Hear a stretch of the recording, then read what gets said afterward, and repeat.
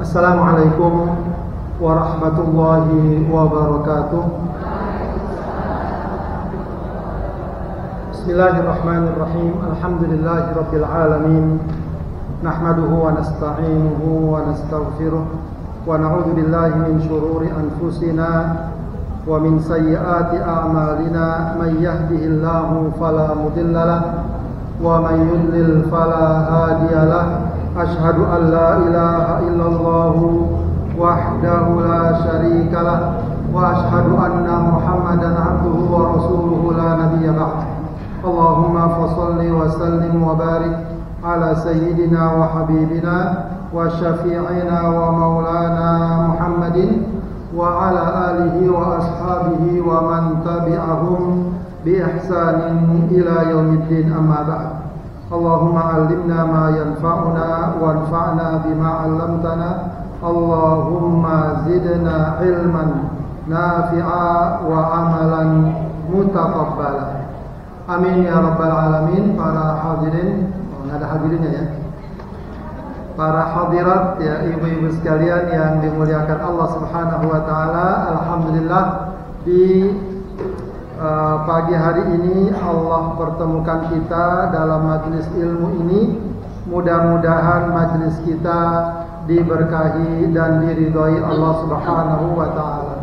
Amin ya rabbal alamin. Baik, ibu-ibu sekalian yang dimuliakan Allah Subhanahu wa taala, sebagaimana sudah kita rencanakan, insyaallah mulai hari ini kita akan membahas salah satu surat dalam Al-Quran, yaitu surat An-Nur ya. Surat An-Nur adalah surat ke-24 ya, juz 18 ya. Ada 64 ayat, dan surat ini disepakati para ulama sebagai surat Madaniyah. Sebagai surat Madaniyah, artinya surat yang turun di Madinah atau setelah hijrah. Baik, kandungan surat ini itu cukup lengkap ya. Di dalamnya terkandung akidah ya, keimanan kepada Allah Subhanahu wa taala, pengagungan atas kebesaran Allah Subhanahu wa taala. Juga di dalamnya terkandung syariat ya, beberapa ketetapan-ketetapan hukum ya, bahkan hukum-hukum jinayat, hukum yang berkaitan dengan perkara kriminalitas lah, boleh dibilang demikian, atau kejahatan yang menyebabkan dijatuhkannya hukum hudud ya. Ada beberapa ketentuan syariat di dalamnya, termasuk juga berkaitan dengan rumah tangga ya, berkaitan juga dengan wanita, ada hukum tentang menutup aurat ya. Kemudian juga di dalamnya terdapat akhlak ya, terdapat akhlak ya, bagaimana sikap kita dalam kehidupan rumah tangga, bagaimana kita ketika mendengar berita ya, mengetahui rahasia berkaitan dengan hak-hak pribadi seseorang dan semacamnya ya. Dan juga di dalamnya ada kisah atau bagian dari sirah ya. Jadi ayat ini memang, atau surat An-Nur ini sebagiannya berkisah tentang sebuah peristiwa yang pernah dialami Rasulullah Sallallahu Alaihi Wasallam dan keluarganya, khususnya terhadap istrinya Sayyidatuna Aisyah radhiyallahu anha. Jadi ini surat yang memberikan atau memiliki bobot dan makna tersendiri. Bahkan terdapat riwayat ya, dari Umar bin Khattab radhiyallahu an, dia mengatakan alimu nisaakum suratan Nur ya, ajarkan istri-istri kalian, kaum wanita di keluarga kalian, surat An-Nur ya. Karena kandungan yang terdapat di dalamnya, dan ada beberapa ayat yang memang khusus ya diarahkan kepada kaum wanita muslimah. Baik, ibu sekalian yang dimuliakan Allah Subhanahu wa taala, kita baca dulu seperti biasa ayatnya. Ya, kita coba dalam pertemuan ini membahas ayat 1 sampai 5 ya. A'udzu billahi minasy syaithanir rajim.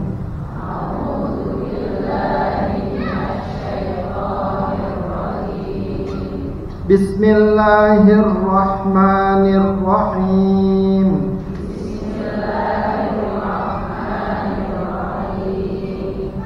Suratun anzalnaha wa faradnaha wa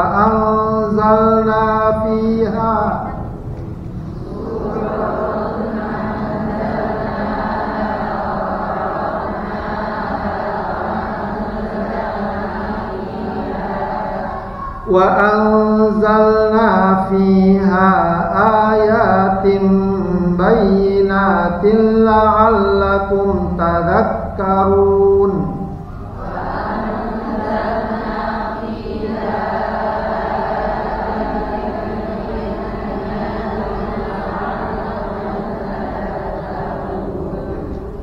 Az-zaniyatu waz-zani fajlidu kulla wahidin minhuma mi'ata jaldah.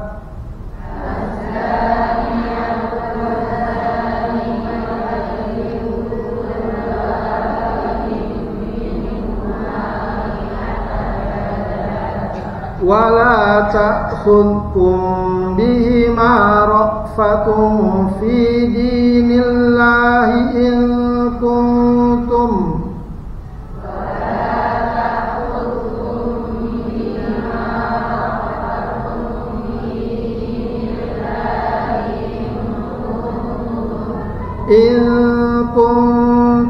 tu'minuna billahi wal yawmil akhir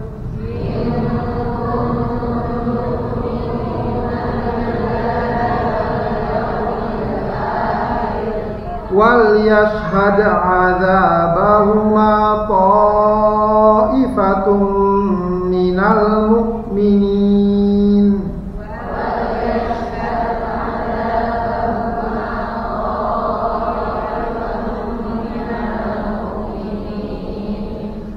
Az-zani la yankihu illa zaniyatan aw musyrikah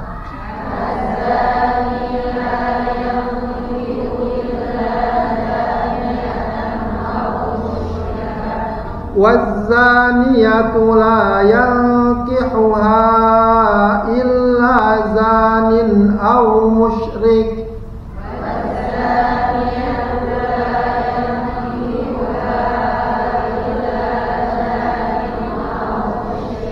وحرم ذلك على المؤمنين.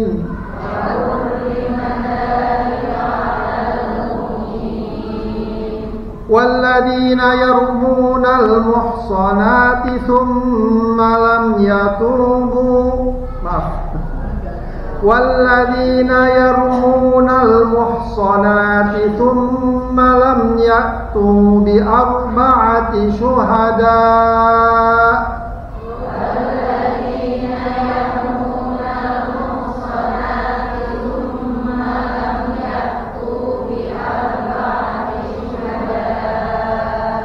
ثم لم يأتوا بأربعة شهداء فاجلدوهم 80 جلدة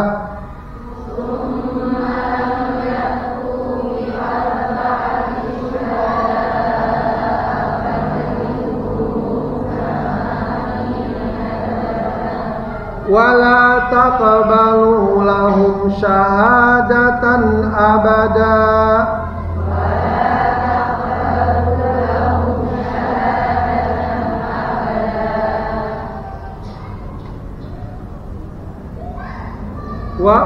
وأولئك هم الفاسقون.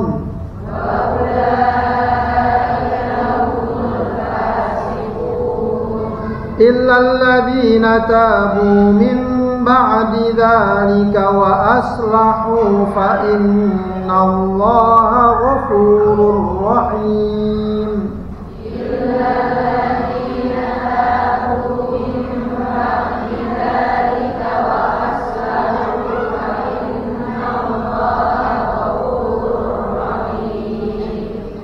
Baik, suratun anzalnaha wa faradnaha wa anzalna fiha ayatin bayyinatin la'allakum tadhakkarun. Suratun maksudnya atau hadhihi suratun. Jadi ada kalimat yang tidak disebutkan, ya. Maka berarti ini kedudukannya khobar, surah, mubtadanya hadhihi suratun, ini adalah surat, ya. Jadi memang tidak ada surat yang diawali oleh pernyataan seperti ini kecuali surat An-Nur. Jadi Allah secara khusus menegaskan inilah surat yang Allah jelaskan kemudian berikutnya, ya. Inilah surat. Ya, surat tentu dalam ilmu Al-Quran artinya adalah kumpulan ayat, ya, yang ada awalnya dan ada akhirnya, ya. Dan kita tahu bahwa dalam Al-Quran ada 114 surat dalam Al-Quran. Salah satunya adalah surat An-Nur. Hadhihi suratun, inilah surat anzalnaha yang kami turunkan, wa faradnaha, ya, dikatakan dalam tafsir Al-Jalalain mukhaffafatan wa musyaddadatan likathratil mafrud fiha. Baik dibaca faradnaha mukhaffafah, tidak ada tasdidnya, wa musyaddadah atau dibaca faradna, ya. Jadi kalau dibaca tasdid menunjukkan bahwa di dalamnya terdapat kewajiban-kewajiban dan hukum-hukum yang Allah tetapkan. Jadi kata Allah, inilah surat yang kami turunkan dan kami tetapkan kewajiban dan ajaran-ajaran di dalamnya, ya. Wa anzalna fiha, dan kami turunkan, ya, di dalamnya ayatin bayyinat, ayat-ayat yang jelas, aywadhihatid dalalat, ya, jelas petunjuknya, ya, jelas isi dan kandungannya, la'allakum tadhakkarun, ya, la'allakum tadhakkarun, ya, tatta'idun, ya, agar kalian, ya, dapat mengambil pelajaran di dalamnya, agar kalian ingat. Maksudnya adalah agar dari surat ini kita dapat belajar dan mengambil pelajaran, kita jadikan sebagai patokan dan pedoman dalam kehidupan. Jadi sebagaimana tadi sudah dikutip, ya, ini adalah surat An-Nur yang memang banyak berbicara tentang masalah-masalah kerumah tanggaan juga, ya, kerumah tanggaan, ya, sehingga penting bagi kita juga untuk dapat memahaminya dengan baik. Kemudian Allah Subhanahu wa taala jelaskan satu ketetapan hukum, ya, atau satu pernyataan yang sangat jelas, ya, tentang ketentuan hukum syariat. Allah katakan az-zaniyatu waz-zani fajlidu kulla wahidin minhuma mi'ata jaldah. Az-zaniyatu, wanita yang berzina, waz-zani, laki-laki yang berzina, ya. Maksudnya siapa? Ay ghairil muhsanaini, ya. Maksudnya adalah, ya, laki-laki atau wanita dan laki-laki yang belum menikah. Wanita, laki-laki berzina dan mereka belum menikah, ya. Karena ini kaitannya nanti fajlidu kulla wahidin minhuma mi'atal jaldah. Mereka hendaknya dia apa? Dicambuk setiap dari keduanya mi'ata jaldah, 100 kali cambukan.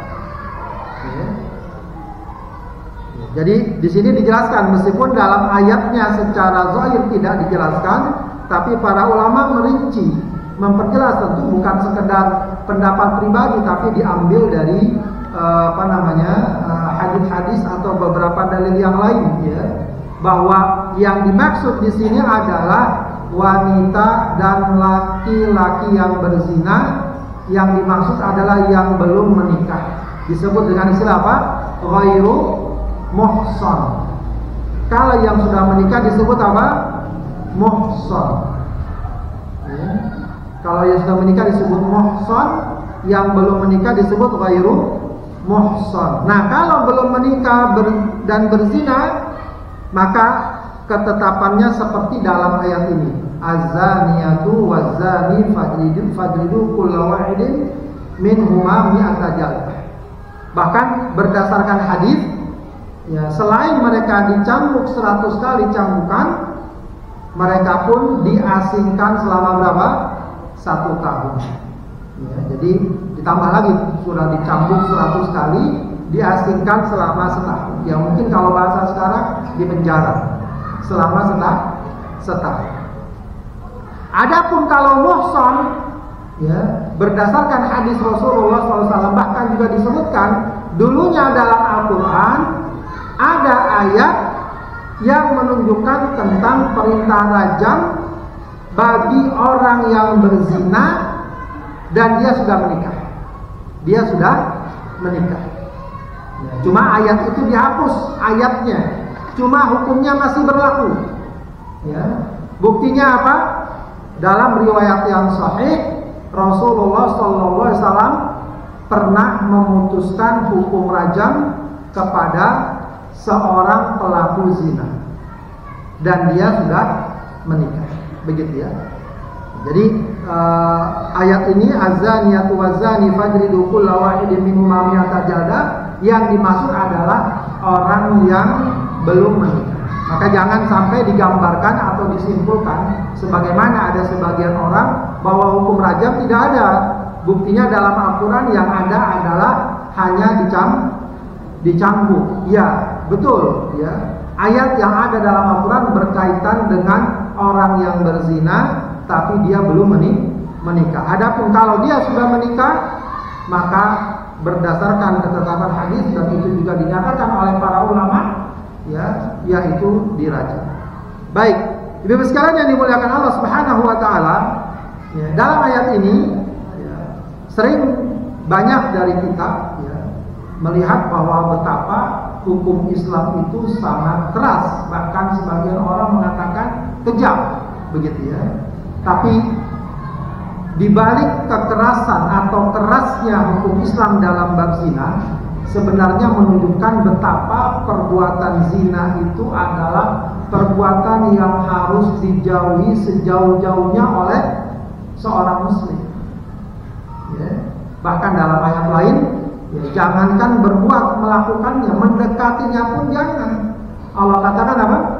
Wala taqrabuz zina. Jangan dekati perbuatan zina.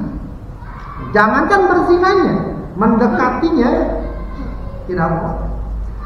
Apa mendekatinya? Ya hal-hal atau apa saja yang dapat mengantarkan seseorang pada perbuatan zina. Makanya diatur dari bicara, dari masalah berduaan, lalu safar dan seterusnya. Ya, sebab-sebab yang dapat mengantarkan seseorang berbuat zina. Ya. Karena memang biasanya perzinahan itu tidak terjadi begitu saja. Ada nggak kira-kira orang atau ketemu langsung ya zina? Ya tidak. Tapi proses. Ya, proses. Dulu kalau di pesantren hafal banget tuh kaidahnya. An-nadratu fabtisamu fakalamu famau'idu faliqau. Tahapannya tuh. Pertama apa? Pandangan. Kemudian apa? Senyuman. Kemudian apa? Berbicara. Say hello, apa kabar? Udah sholat belum? Bener sih, bagus. Lama-lama kemana-mana. Akhirnya janjian ketemulah. Kalau sudah ketemu kesana kemari, ya, setan bermain, ya, maka sulit bagi dia untuk menghindari ajakan-ajakan yang menjurus kepada zina. Jangan orang merasa, oh saya mah kuat imannya, saya mah hebat, nggak bakalan dah, gitu ya. Ya manusia ngomong saja biasanya. Kalau sudah terjerumus sulit dia menghindar. Ya, makanya dikatakan para ulama, meninggalkan sebab-sebab perzinahan lebih ringan daripada meninggalkan zina jika sebab-sebabnya sudah dilakukan. Paham gak? Meninggalkan sebab-sebab perzinahan. Nah ini ada yang ngajakin ketemu nih di kafe berduaan. Yuk kita ngobrol aja, nggak ngapa-ngapain. Berduaan. Ketika kita bilang maaf nggak bisa, gampang nggak? Gampang. Selesai. Apalagi kalau di blok selesai. Dia marah, dia apa terserah. Ya. Ini maksudnya kalau kepada lawan jenis ya. Kalau sama-sama perempuan lain lagi bedanya. Ya, lain lagi masalahnya. Bukan siapa, bukan suami, bukan saudara, bukan apa, ngajak ke sana kemari. Ya, sudah nggak ada seperti ini, nggak benar. Ya, blok selesai. Tapi kalau dia karena nggak enak lah, karena apalah dia ikut, datanglah ke sana. Ya mungkin jalan ke sana kemari dan seterusnya dan seterusnya. Ya, kalau sudah dilakukan sebab-sebabnya, maka tidak mudah bagi orang meninggalkan, ya, menghindari ajakan dan rayuan iblis untuk melakukan perzinahan. Ya, makanya jangan dikira bahwa yang berzina itu hanyalah orang-orang yang, ya mohon maaf ya, orang jalanan segala macam. Kadang orang yang ngerti agama juga bisa begitu. Kan banyak tuh berita-berita, ya kiai ini apa begitu ya. Kenapa? Karena tidak mau menghindari sebabnya. Ya, manusia tergoda, tergiur, namanya manusia. Ya, namanya manusia. Ada syahwat, Allah berikan ketertarikan. Ya. Maka betapa ayat ini sebenarnya jangan hanya dilihat, oh hukum Islam kejam, hukum Islam keras, tidak. Ya. Ayat ini harusnya dilihat betapa buruknya dan tercelaknya perzinahan itu jika terjadi. Dan ini sebenarnya bukan hanya ajaran Islam. Semua ajaran dan nilai-nilai yang ada umumnya mengecam perzinahan. Karena itu dalam semua ajaran, bahkan dalam adat, budaya selalu ada apa yang namanya pernikahan dengan segala keyakinan masing-masing lah ya. Menunjukkan bahwa ya harkat dan martabat kehormatan seorang harusnya dijaga. Harusnya, bahkan di masyarakat barat sekalipun yang katanya bebas sekalipun, tetap saja akhirnya mereka, ya, yang mereka inginkan pernikahan. Karena itu cara yang benar, ya, sesuai dengan fitrah, namun tetap dapat menjaga kehormatan manusia. Karena itu ayat ini harusnya dipahami bahwa hendaknya kita jauhi perzinahan. Kalau menjauhi perzinahan artinya menjauhi segala macam hal yang mengantarkan perzinahan. Itu juga artinya kita harus menjaga akhlak dalam Islam. Ya, akhlak bagaimana kita bergaul, bagaimana kita bersikap, ya, bagaimana kita menjaga diri kita baik-baik dari hal tersebut. Baik, Ibu-ibu sekalian, yang juga patut dipahami bahwa yang dimaksud zina, saya kira sudah paham, ya, bahwa yang namanya zina adalah hubungan intim di luar pernikahan. Sudah, itu saja. Ya. Tidak ada perkara yang membolehkan seseorang melakukan hubungan intim selain pernikahan. Memang pada zaman dulu ada, tapi sekarang udah nggak ada. Zaman dulu ada orang tuan punya budaknya wanita boleh digauli. Itu ada memang ya. Tapi sekarang perbudakan tidak ada. Dan jangan samakan asisten rumah tangga dengan budak. Ya, oh ini budak saya, tidak ya. Itu namanya pegawai, pekerja yang harus dihormati haknya. Ya. Maka bisa kita katakan bahwa selain pernikahan tidak ada yang membolehkan seseorang melakukan hubungan. Ya. Walau suka sama suka. Maka ada yang menafsirkan beberapa waktu yang lalu, yang dilarang itu zina kalau apa? Kalau dipaksa, kalau kekerasan, kalau dijadikan komersil, kalau diajak orang, itu yang nggak boleh katanya. Kalau suka sama suka, Kalau bertanggung jawab boleh. Dibilang apa? Seks yang bertanggung jawab. Nah, itu biasanya mulut buaya yang begitu. Jangan takut neng, abang bertanggung jawab. Kadang-kadang nengnya gampang tergoda. Gampang tergoda, sekali dua kali hamil, WhatsApp-nya langsung diblok. Tinggallah yang menderita kaum wanita. Makanya dalam ayat ini juga para ulama menyatakan, kenapa kok Allah Subhanahu wa taala menyebutkan azaniyatu dahulu sebelum azani, wanita dahulu sebelum laki-laki. Padahal dalam ayat yang lain ketika menyebut tentang pencuri, Allah menyebut laki-laki dahulu, as-sariqu was-sariqatu faqta'u aydiyahuma. Pencuri laki-laki, pencuri perempuan, potong tangan kedua orang, tangan keduanya. Ya. Laki-laki. Tapi kalau perempuan, kalau zina, yang disebut perempuan dulu, az-zaniyatu waz-zani. Kenapa? Kata para ulama, karena perzinahan itu bagi seorang wanita sangat merendah. Bukan berarti boleh bagi laki-laki, tapi secara umum bahkan pandangan sosial pun akan berbeda sedikit banyak. Kalau ada laki-laki berzina, kalau ada wanita berzina, orang akan lebih melihat keburukan dan kehinaan itu pada wanita. Apalagi kalau dia hamil dan lain sebagainya. Maka ini menjadi peringatan buat kita dan juga mungkin buat anak-anak kita, khususnya yang punya anak gadis atau punya anak remaja, laki atau perempuan, diingatkan betul untuk betul-betul menjaga diri dari hindari, bukan hanya dihindari zinanya, hindari sebab-sebab yang mengantarkan mereka pada perbuatan zina.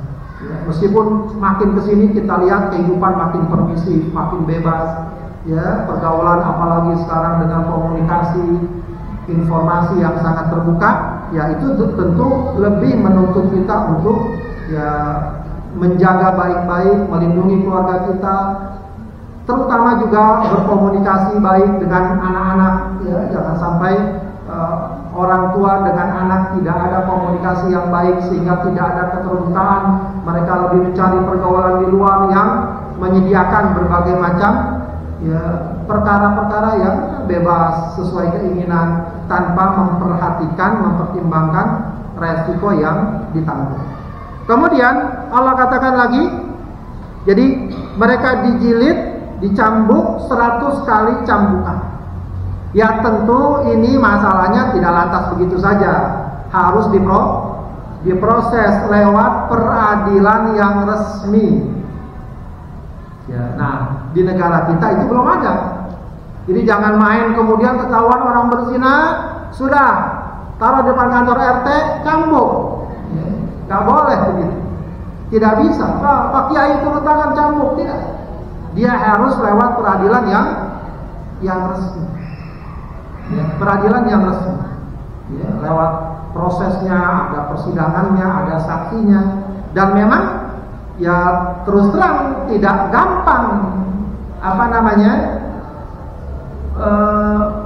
menghasilkan atau proses peradilannya tidak gampang kemudian untuk sampai pada menjatuhkan hukuman, sebab nanti akan disebutkan di ayat berikutnya bahwa untuk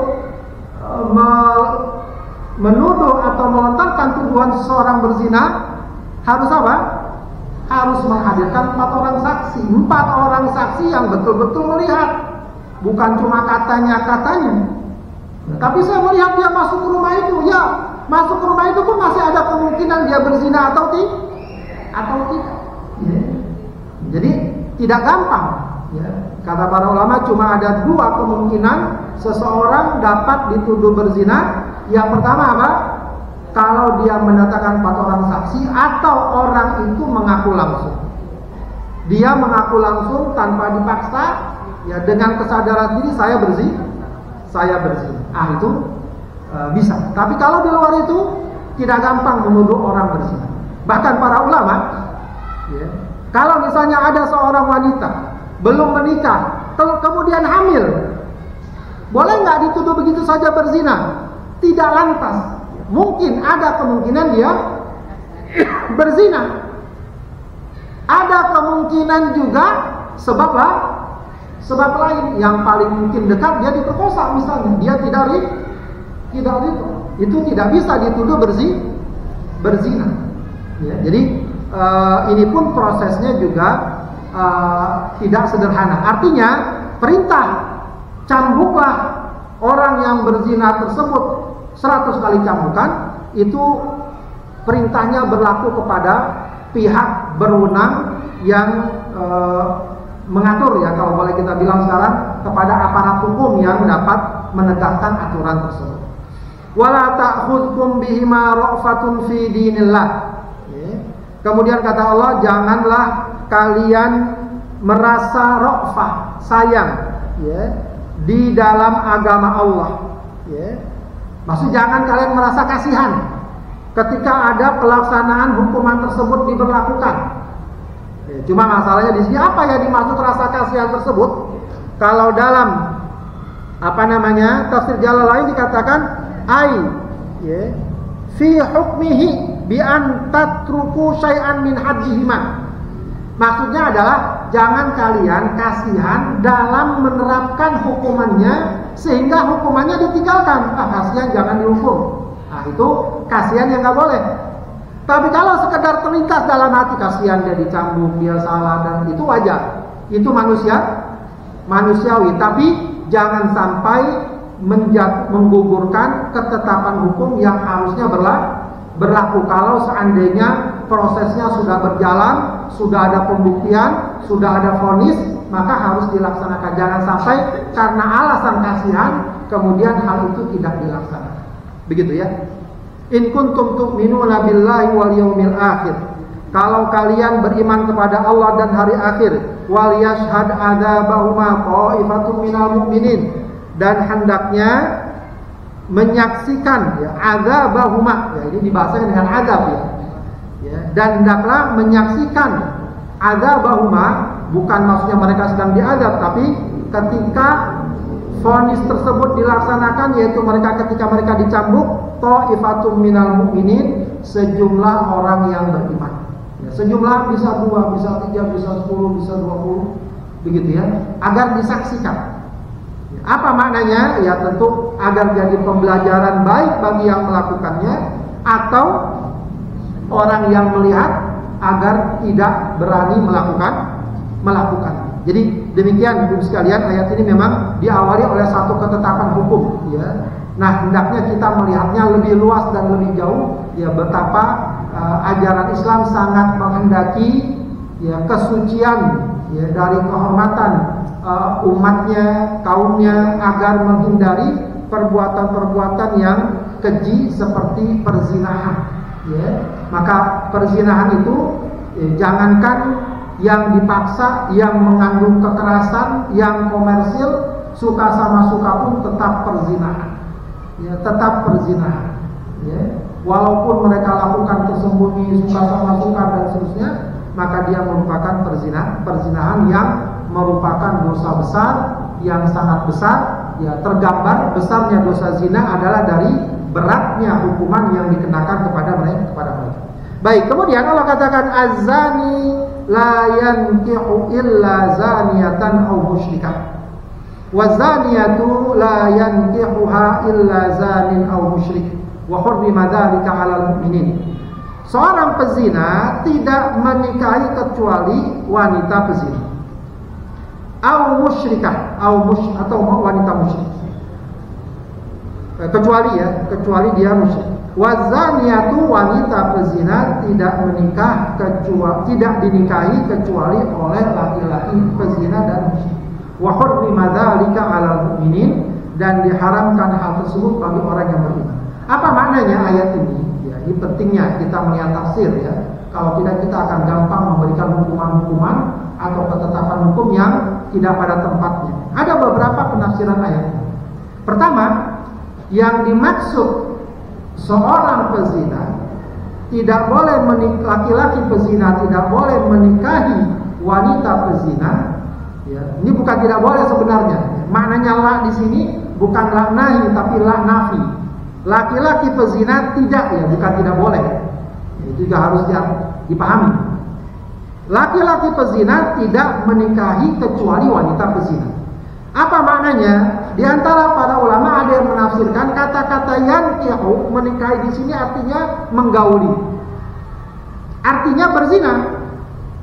Maknanya menggauli. Maksudnya ini hanya untuk mempertegas dan menguatkan buruknya perzinahan. Maksudnya apa? Seorang pezina tidak akan berzina kecuali dengan wanita pezina. Laki-laki pezina tidak akan berzina kecuali dengan wanita pezina. Wanita pezina pun begitu, tidak akan dizinai kecuali oleh laki-laki pezina. Itu sekedar untuk menjelaskan betapa buruknya perzinahan. Kalau ada yang melakukannya, karena perzinahan tidak mungkin ya dilakukan sendiri, pasti ada dua pihak. Ya, artinya kalau itu terjadi, menunjukkan kedua-duanya memang orang yang sangat buruk dan sangat tercela. Jadi kesimpulannya ini untuk menjelaskan sebuah berita, sebuah fenomena, ya, sebuah fenomena. Ya, sebagaimana ada ayat yang lain, at-thayyibuna lit-thayyibat. Kalau orang-orang baik, laki-laki yang baik ketemu wanita yang baik.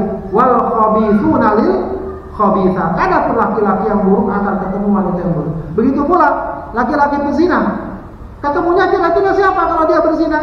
Umumnya wanita yang suka berzina, atau paling tidak dia orang yang tidak menjaga kehormatan dirinya. Baik, itu mana pertama. Mana kedua? Az-zani la yankihu illa zaniyatan aw musyrikah wa zani la yankihu illa zanin aw musyrik. Maknanya adalah seseorang pezina tidak boleh menikahi wanita yang dikenal sebagai pezina.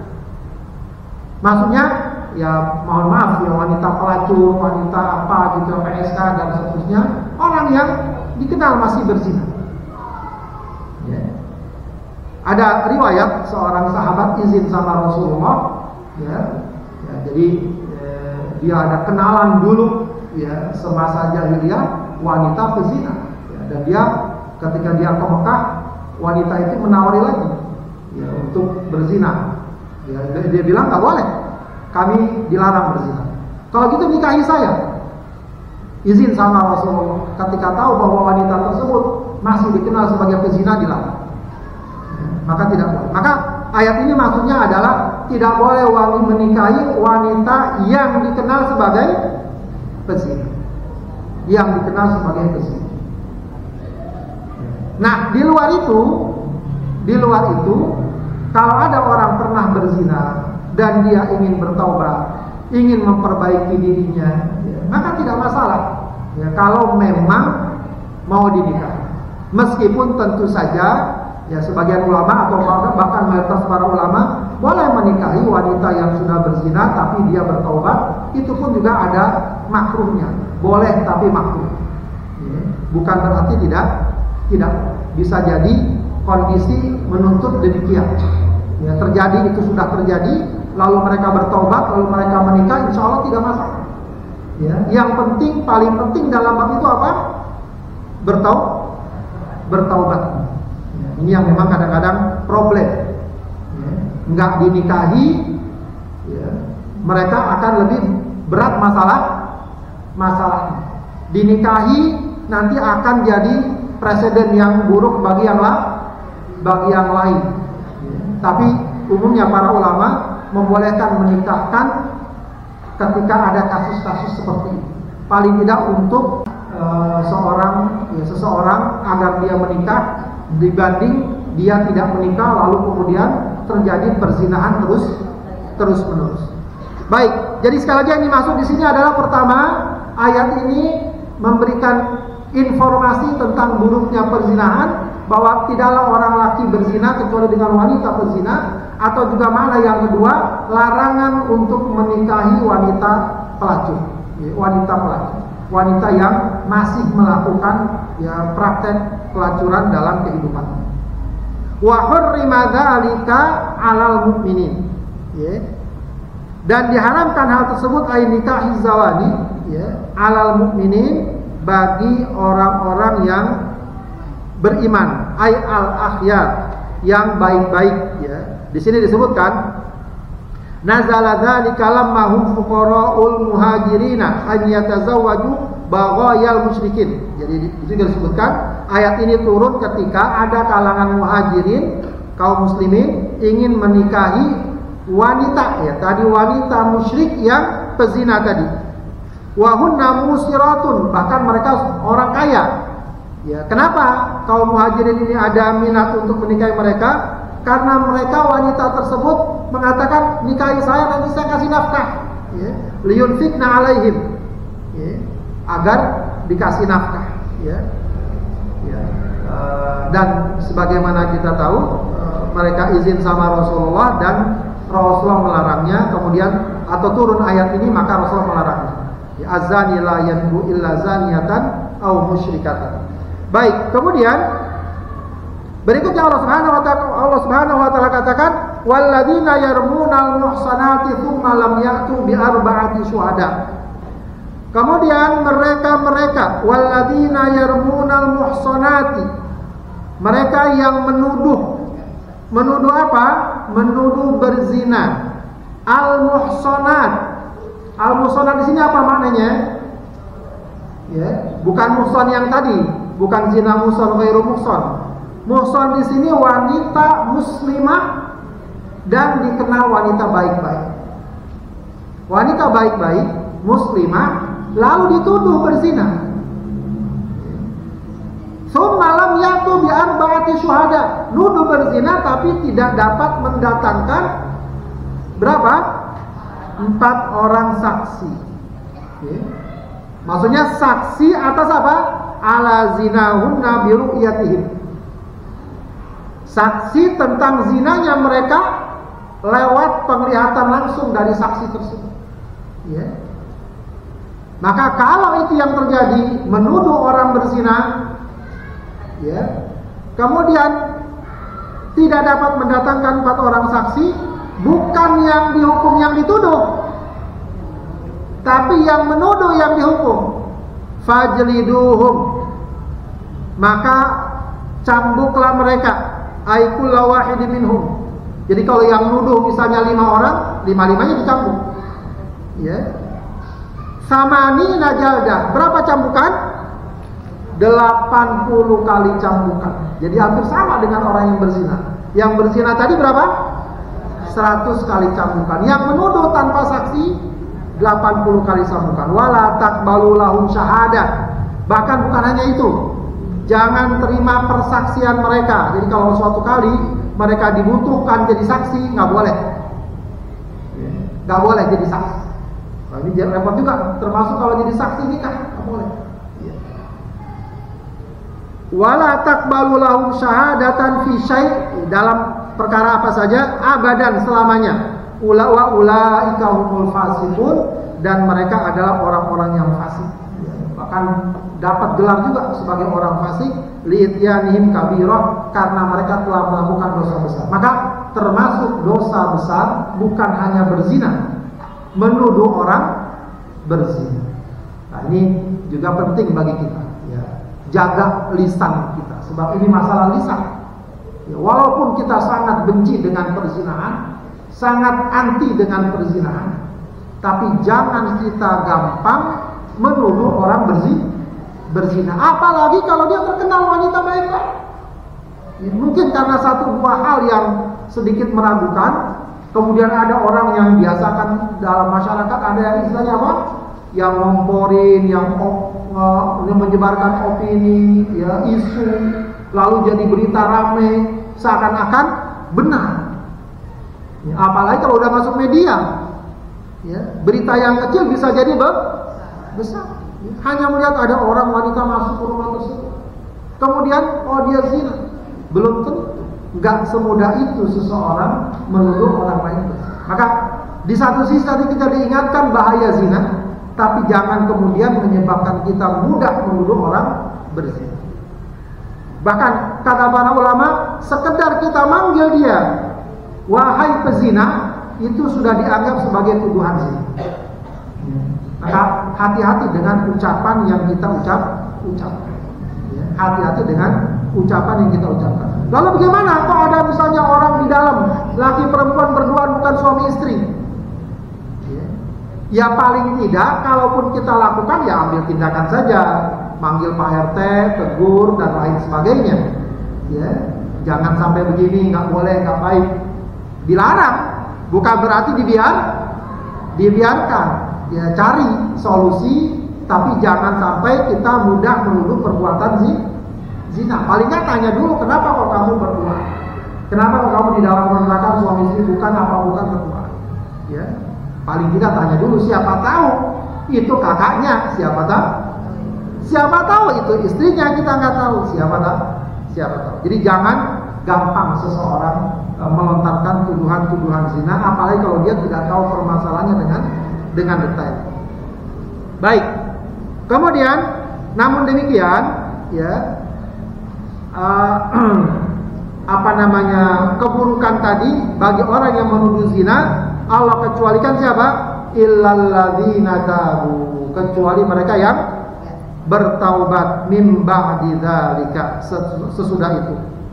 Ya, setelah tahu bahwa tuduhan tersebut tidak benar atau dia tidak boleh menuduh tanpa bukti, ya, dia bertobat, wa aslahu, dan dia memperbaiki amalnya. Dia rajin ibadah, dia istighfar kepada Allah dan seterusnya. Fa innallaha ghafurur rahim, maka Allah akan mengampuni dosa tuduhan yang dia lontarkan. Ya, ghafurun, Maha mengampun, rahimun bihim. Ya, Allah Maha penyayang, maka Allah Subhanahu wa taala menyayangi dia dengan apa? Dengan memberikannya ilham untuk bertaubat, bi ilhamihi taubata, bi ilhamihi at-taubatu fiha. Ya, dengan memberikan ilham kepadanya at-taubata fiha, taubat di dalamnya. Yantahi fisquhum, kefasikan mereka jadi berhenti. Wa tuqbalu syahadatuhum, dan persaksian mereka diterima. Wa qila la tuqbal, ada yang mengatakan tetap tidak diterima. Ruju'an bil istitsna ilal jumlah al-akhirah. Ya, jadi yang dikecualikan ini apa? Apakah kefasikannya saja atau semuanya? Ada yang mengatakan semuanya, berarti dia diampuni dosanya, dapat menjadi saksi kembali dan bukan orang-orang fasik. Tapi dia mengatakan yang dikecualikan cuma kefasikannya. Kalau orang udah bertobat berarti dia bukan lagi orang fasik, tapi dia tetap ya dicambuk dan persaksiannya tidak diterima, ya karena sudah Allah Subhanahu wa taala tetapkan wala taqbalu lahum syahadatan abada. Baik, Bapak sekalian yang dimuliakan Allah Subhanahu wa taala, demikian ya kurang lebih penjelasan dari surat An-Nur ayat 1 sampai 5 ya, dan insyaallah akan kita lanjutkan pada pertemuan berikutnya. Silakan kalian ditanyakan. Silakan. Oh ya. Baik, saya jawab bisa dulu. Apakah sholat sunnah boleh tidak membaca iftitah? Hukum membaca iftitah sunnah. Jadi baik sholat sunnah atau sholat fardu, tidak membaca iftitah tidak membatalkan sholat. Ya. Tidak membatalkan sholat. Cuma kalau dia baca tentu lebih bagus.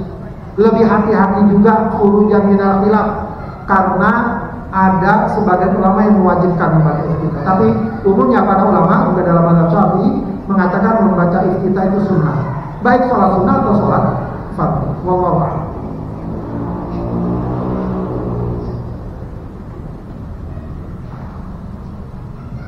Baik, jika sudah menikah tapi selingkuh, apa yang dilakukan? Ya taubat. Ya. Oh, bagi istri, bagaimana istri? Misalnya seorang istri melihat suaminya selingkuh, apakah yang dilakukan? Langsung gugat cerai atau dipertahankan? Ya, ini kembali kepada pandangan pertimbangan masing-masing.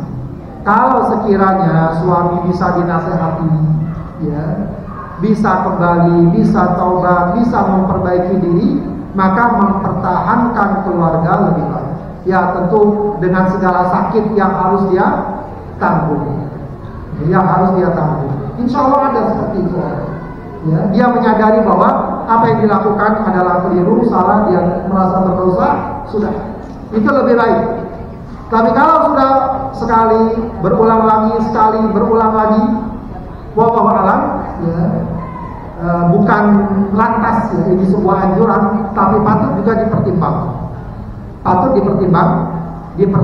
Kalau dia timbang-timbang, ya, dengan menjaga keutuhan keluarga, ya, di samping dia masih tetap bisa menjaga istiqomah, bisa mendoakan, apalagi dengan anak-anak, suaminya pun dari sisi yang lain tetap bertanggung jawab soal nafkah dan lain sebagainya, dia bersabar sambil terus memberikan nasihat, itu bagus. Tapi kalau dia timbang-timbang, ini kelanjutannya begini, suami pun gak bertanggung jawab, ya khawatir akan membawa masalah, misalnya penyakit, misalnya apa, ya boleh, tidak mengapa dia mengambil kesimpulan untuk berpisah. Selebihnya bagus kalau dia banyak berkonsultasi, terus ya, melihat perkembangan yang ada. Wallahu. Jika seorang punya utang puasa di masa lalu tidak terhitung secara pasti jumlahnya, bagaimana cara mengkodonya? Diperkirakan saja. Diperkirakan berapa kira-kira dan cari yang lebih dekat. Perasaan saya dulu nggak puasa dari usia 17 tahun balik. Sekarang udah usia 40 tahun. Nah itu sendiri dulu. Ya. Sedikit-sedikit dikobok. Insya Allah bisa. Ya, insya Allah bisa. Ya tentu nanti dikurangin masa haid segala macam lah ya.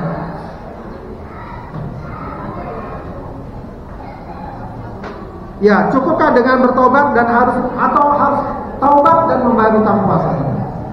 Taubat dan membayar utang puasanya. Apa boleh zakat menghasilkan tiap bulan diberikan kepada yayasan yatim, piatu dan du'afa? Ya. Ya dilihat ya, para ulama, sebagian ulama memang membenarkan atau menyatakan ada zakat pada penghasilan, tapi tentu bukan semua penghasilan. Penghasilan yang diperkirakan mencapai nisabnya. Ya kalau sekarang mungkin misalnya di atas 10 juta begitu ya, 8-10 juta, dan itu pun setelah dipotong apa? Kebutuhan dasar. Masa kebutuhan dasar lebih banyak biasanya. Katakanlah orang punya gaji 30 juta, 40 juta, ya, atau mungkin 15 juta, 20 juta, bagus kalau dia keluarkan 25% dari penghasilan. Ya. Diserahkan ke siapa? Ke panti yatim atau apa, itu bagus juga asal pengurusnya benar. Gitu ya. Sebab kadang-kadang diserahkan ke panti yatim, pengurusnya beli dengan uang tersebut, dia bikin buat bangunan, buat apa, itu kurang pas. Ya, zakat itu hendaknya diarahkan kepada person, kepada orang tertentu yang memang berhak, begitu ya. Ya, kedua apa benar? Ya. Kalau memang itu yang memanfaatkan harta zakat itu adalah kaum du'afa, fakir miskin, tidak masalah. Ya.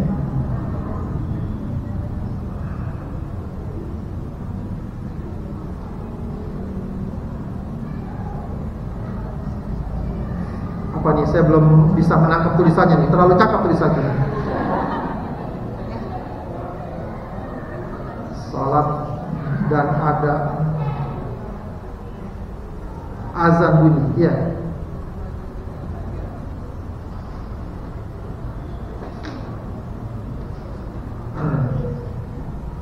Saya pending dulu. Boleh nanti tanya langsung aja kalau itu. Jadi terus dipotong ataupun sholatnya ba'diyah ada itu enggak jelas. Baik, bagaimana jika pemerintah tidak menjalankan hukum Islam? Bagaimana jika pemerintah tidak menjalankan hukum Islam? Ya paling tidak kita tetap meyakini ajaran Islam yang lebih baik. Ya, ajaran Islam yang lebih baik. Paling tidak kita yakini dan hukumnya ada. Hukumnya ada. Perkara belum ditetapkan, ya paling tidak kita bisa berusaha. Ya, sebenarnya saya sudah tanya kepada ahli hukum, ya, boleh nggak kita mengajukan, kan ada tuh ya, draft undang-undang agar pemerintah menerapkan hukum misalnya Islam pada kasus pencurian dan perzinahan. Boleh saja sekedar diajukan, soal diterima atau tidak ya nanti terserah pemerintah yang akan membicarakannya. Ya, seharusnya bisa, buktinya hukum Islam dalam perkara rumah tangga, pernikahan, perceraian bisa, dan ada undang-undangnya, bahkan ada peradilannya. Mestinya bisa juga tuh perzinahan, pencurian dipakai, ya. Dan kalau itu dipakai, bahkan lebih ringan. Ya, pencuri ketahuan mencuri, kelihatan jumlahnya besar, potong tangannya. Bahkan mungkin penjaranya nggak perlu lama. Ya. Kira-kira orang kalau udah dipotong tangannya, kemungkinan mencurinya besar nggak? Nah, sangat sedikit. Ya. Dan bagi orang lain akan berpikir, oh mencuri dipotong tangan. Ya. Tapi yang terjadi sekarang, mencuri, ya di penjara 5 tahun, 6 tahun. Ya. Di dalam penjara dia ketemu seniornya, ya malah kursus dia. Keluar jadi pencuri ulung. Ya. Maka banyak terjadi kejahatan justru dilakukan oleh para residivis. Ya. Orang yang sudah berkali keluar masuk penjara, sudah gitu biayanya besar. Ya. Baik, jika ada perceraian tapi dengan cara yang curang, sengaja tidak menyampaikan surat panggilan kepada pihak suami dari peradilan agama serta sengaja membayar jasa pengacara agar pengadilan agama ketok palu, apakah perceraian tersebut sah? Nah, ini repotnya. Kenapa bisa sampai begini? Ini pasti ada, kalau terjadi pasti ada yang bermain dari orang peradilan agama. Kalau mulai prosedur harusnya dipanggil kedua pihak, bahkan harusnya didamaikan dulu. Ya. Kalau bisa jangan cerai, dikasih nasihat dan seterusnya. Kalau tiba-tiba jatuh cerai begitu saja, ya, semestinya tidak boleh. Atau mungkin sudah ada surat panggilan, dianya tidak datang, itu lain lagi babnya. Surat panggilannya sudah dikirimkan, tapi pihak yang dipanggil tidak mau datang, lalu pengadilan menjatuhkan cerai, itu nggak apa-apa. Ya, salah sendiri kenapa dia tidak datang. Tapi kalau suratnya ditahan atau diatur sedemikian rupa, itu ada kecurangan memang. Nah, cuma apakah perceraian sah atau tidak? Ya gugat saja sang suami ya ke pengadilan agama bahwa saya tidak tahu dan seterusnya. Ya nanti itu pengadilan nggak yang menentukan, kita nggak bisa menentukan. Misalnya pengadilan lihat, oh ini perceraiannya tidak sah, maka nggak jadi cerai. Oh ini perceraiannya sah, ya jadi cerai. Ya, itu kayak gitu memang lebih baik ke pengadilan agama. Baik, sudah? Silakan. Kasih speakernya.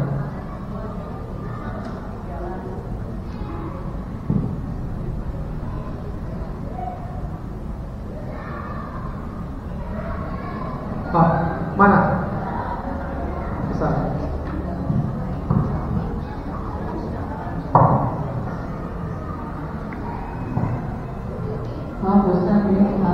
Ya, silakan. Assalamualaikum warahmatullahi wabarakatuh. Assalamualaikum.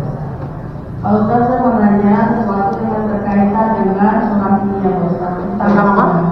Surat An-Nur, berkaitan dengan surat An-Nur. Iya, ya. Bagaimana hukumnya dengan anak perempuan yang hasil dengan zina, yang tidak boleh diwariskan oleh ayah kandung biologisnya, harusnya dengan wali hakim. Tapi ternyata sekarang banyak kejadian yang memang mereka merasa malu mengakui bahwa hasil anak perempuan itu dari hasil di luar nikah. Bagaimana hukumnya Ustaz? Terima kasih. Baik, perlu didefinisikan dulu, ya. Jadi kaedahnya, sebagaimana disebut dalam hadis al-waladu lil firash. Anak itu adalah anak dari dia lahir kedua orang tuanya sah sudah sebagai suami istri. Itu kaidah umum dan itu bisa menjadi patokan umum dan itu yang juga dipakai oleh kompilasi hukum Islam di peradilan agama kita dan itu juga banyak dipakai pendapat oleh para ulama. Jadi memang ini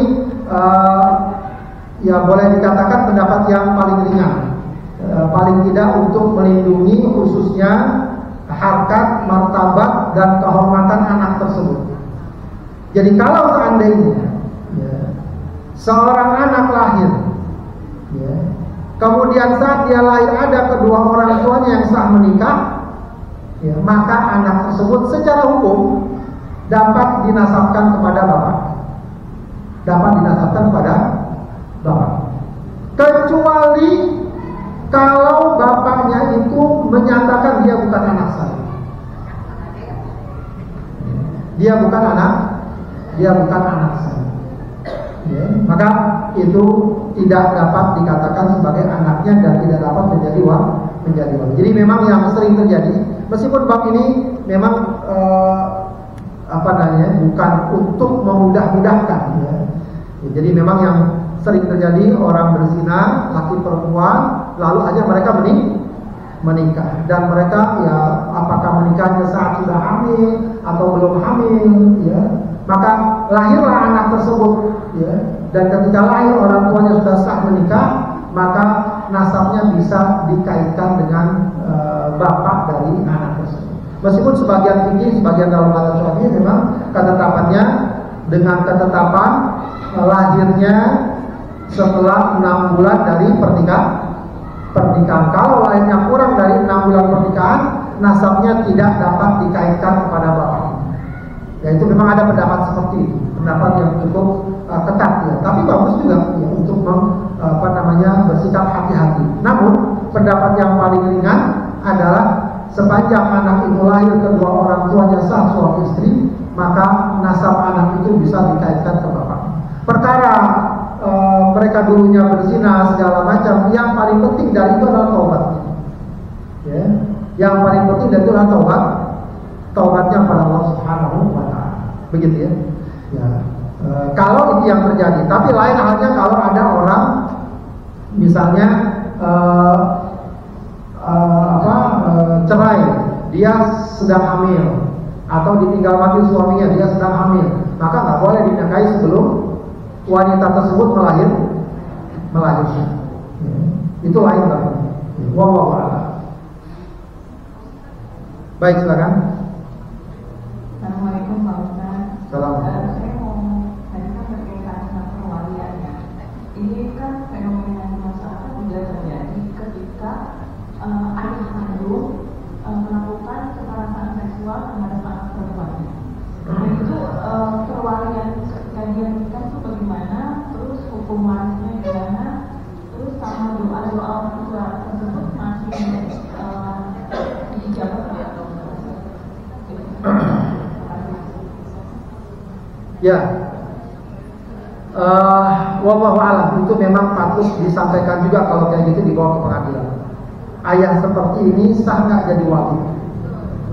Ya, sebab salah satu syarat yang diminta dari seorang wali adalah, ya, wali yang adil, ya, wali yang benar, ya, yang bertakwa dan seterusnya. Ya, apalagi kalau dia nyata-nyata melakukan perzinahan terhadap putrinya sendiri. Ya, jadi ini mungkin kasus yang sangat khusus, ya. Ya, mudah-mudahan kita dijauhi dari perbuatan itu. Ya. Nah, apakah ayah seperti ini layak menjadi wali bagi putrinya? Ya, saya kira ini butuh fatwa khusus, ya. Saya tidak berani untuk menyatakan ini boleh atau tidak, gitu, ya. Tapi memang sesuatu yang sangat berat sekali jika hal itu terjadi.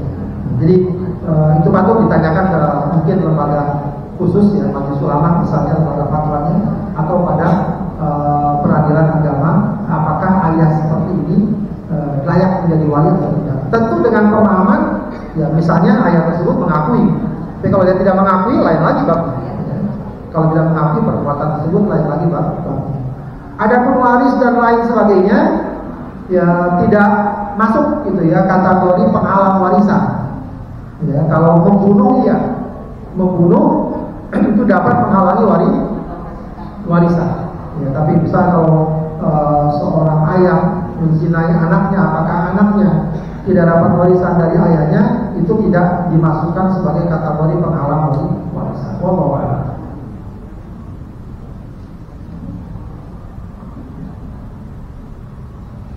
Baik, sudah cukup. Silakan.